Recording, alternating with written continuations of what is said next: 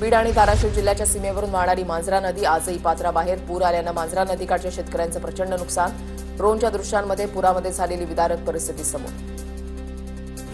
लातूर जिल्ह्यामध्ये कानडी बोरगाव इथे भाजपा आमदार रमेश कराड यांच्या ताफ्यासमोर शेतकऱ्यांनी केली मदतीची याचना. व्यथा मांडताना काही शेतकरी रडतारडता जमिनीवर कोसळले. धाराशिवच्या भूम परिसरामध्ये अतिवृष्टीमुळे शेतकऱ्यांचं सोयाबीन जागेवरच सडलं. काढणीला आलेलं पीक सडल्यानं शेतकऱ्यांना मोठा फटका. हातातोंडाशी आलेला घास हिरावल्यानं खत बियाणांचा खर्च निघणं सुद्धा मुश्किल. सोलापूरच्या करमाळा तालुक्यामधल्या बिटरगावला 15 दिवसांमध्ये तिसऱ्यांदा सीना नदीच्या पुराचा फटका. प्रशासनानं आम्हाला मदत केली.